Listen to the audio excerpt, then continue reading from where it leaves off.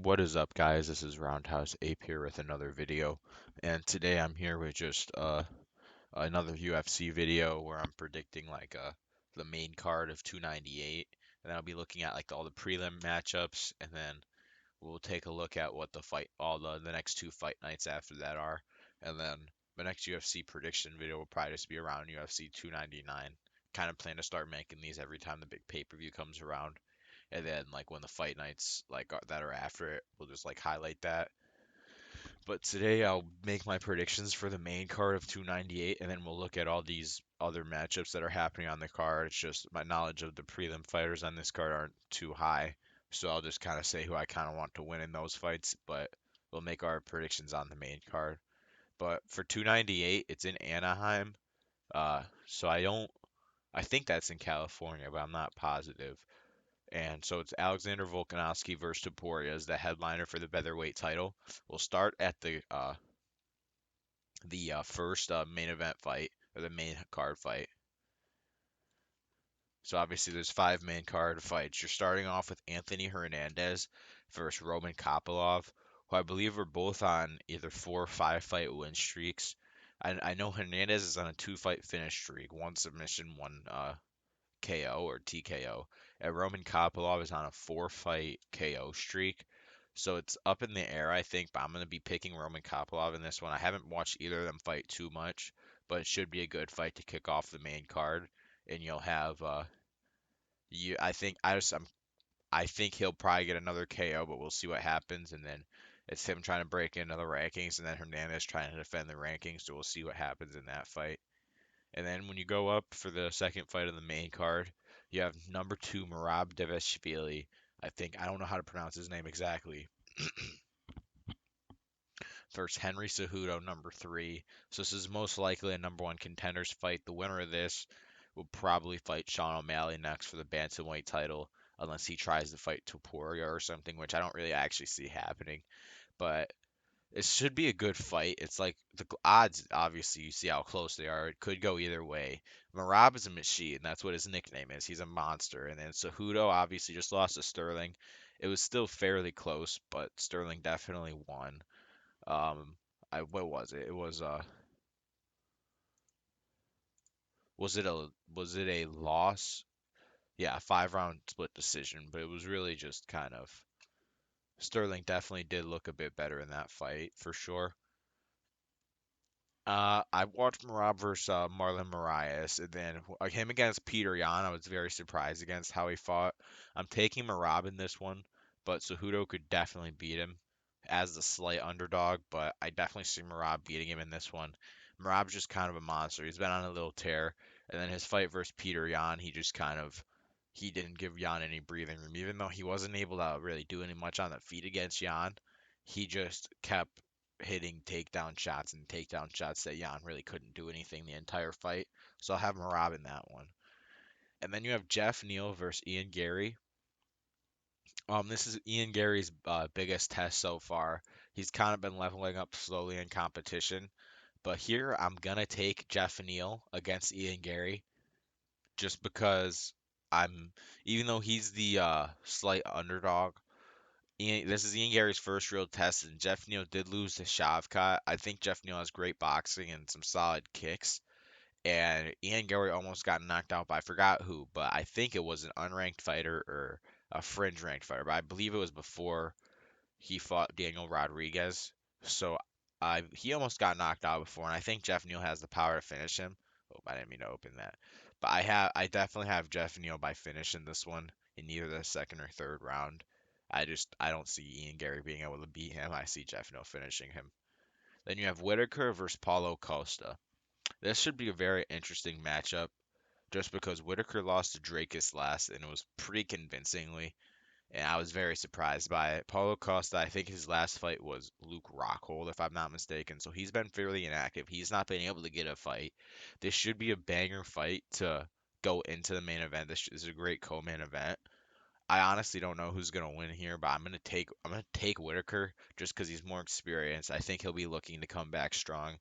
Uh, After losing to Drakus how he did, and reassert himself in the title picture as that guy that like, because before he lost to Drakus, he was kind of that guy that would have been the champ if Izzy wasn't around, and then it kind of flipped everything around him losing to Drakus. So I think he's gonna come in with a statement win against Paulo Costa and take the win against him. I think he'll take the decision, but if someone gets a finish, I could see Paulo Costa getting a finish. And then the main event, where it's basically pick 'em odds, which I think is kind of disrespectful to the longtime champ, even though he's lost his last two, is it's Alexander Volkanovski versus Ilia Topuria. And Ilia Topuria has been extremely confident in this matchup so far leading up. He even has a featherweight champion in his Instagram bio already. But I'm taking Alexander Volkanovski in this. I think he's just going to outclass him. I think he'll present too much of a threat on the ground and up top for Topuria to handle. Most of the people he's fought, even though he outclassed Josh Emmett, who I think Josh Emmett's great and could make another run, have either been kind of up like striking dominant, like where they're trying to land a power shot, or like a Bryce Mitchell, uh, where Bryce Mitchell was just trying to get to the ground and Bryce Mitchell didn't really have any answers. I think this is going to be Alexander Volkanovski's toughest test in a minute, just because he's coming off a TKO loss, which is why I think the odds are so close. But I definitely see Volkanovski taking it by a finish, or by a decision, I mean, or maybe finishing it in the fourth or fifth round. But that's all my picks for the main card of 298. We'll just look at these matchups real quick, and then we'll look at the next two fight night cards coming up.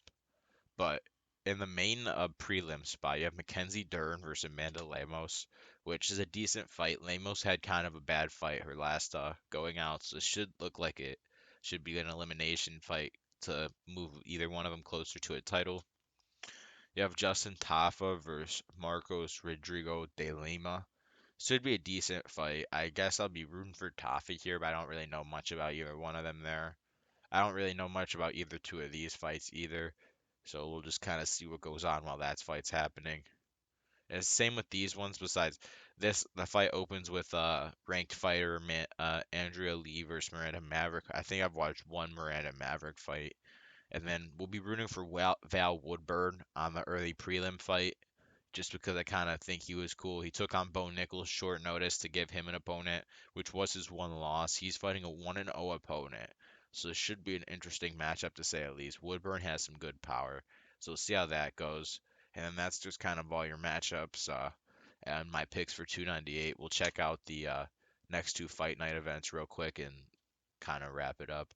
But for UFC, the next fight night is in Brazil. So I think it's going to be an actual octagon, not the Apex. I'm not a fan of the Apex, quite honestly. But for this being a fight night card, first of all, it's loaded with Mexican fighters, obviously, almost every fight. Just for the fact that it's in Mexico, get some hometown fighters in there. But it should be a great fight. But first, the two or not prelim, like main marquee matchups. First off, the main event is Brandon Moreno versus Brandon Royval, who it could go either way. I believe Brandon Royval lost his. Oh no, yeah, he lost his last one to Pantoja, which they both their last losses to Pantoja. It should be a great fight. I believe if Moreno wins, he'll probably get the rematch versus Pantoja. I guess I'll be rooting for Royval, but I mean I don't really care who wins. I'm just kind of rooting for a banger fight. And then this Coatman, you have Ortega versus Yair Rodriguez, which should also be a great fight, potentially eliminating one of them and getting one of the other ones closer to a title. But I don't know when it comes to them facing Volk. I think Brian Ortega versus Volk rematch could be good, potentially. Oh, I didn't mean to click that, but this is a rematch because I think Ortega got hurt last time. I got Yair in that one. Then we don't really know much about this fight. I think, yeah, I don't think I've watched either of them fight yet. You have Royal Rosas Jr. Coming back, fighting Ricky Turkusis, who I think I've watched fight once or twice. That should be a interesting fight for them. And I don't really know much about any of these other matchups coming up. Philip De Santos I've watched once or twice, and that's kind of all your matchups for the UFC Fight Night in Mexico, and it's Moreno Royval 2. And then UFC Fight Night, Rosenstruck versus Gassiev. I've never even watched Gassiev fight, or Gassiev, I guess. So he's not. I don't think he's beaten anybody I know, but he's an undefeated prospect. It looks like coming in. Uh, Rosenstrike is coming off a loss. I know he has decent striking, so that will be an interesting matchup. For that one, you have a top 10 matchup with Muhammad Makayev versus Alex Perez, just kind of sitting here in the third fight on the slot. You have Jimmy Pinkett fighting, uh, which would be solid for him after he's fought Bo Nickel. You have another top 15 matchup with two people, which is solid. And then you have Umar fighting finally Bhaskar Almakan, who I don't really know much about. And then there's nothing really that I know much about or too uh, big on these other prelims. But it'll be interesting to see Umar back. And then they have a couple ranked fights throughout this, which will be interesting for a fight night. But that one will be in the Apex on March 2nd. But that's the two fight nights. Then my main card predictions for 298. After these two fight nights, around sometime closer to when this is happening, probably the week of, I'll make a 299 main card prediction and then go over these next upcoming fight nights and the same thing with 300 and all that stuff. But that'll be it. I think I'm recording this on a Wednesday. It'll probably either be posted on a Thursday or Friday the week of the fight, but that's just my opinions and thoughts of it. I hope you guys enjoyed the video. If you like, comment down what your guys' thoughts are. I'll probably answer to them what you guys think are could possibly happen in the next pay-per-view, and maybe leave us a subscribe.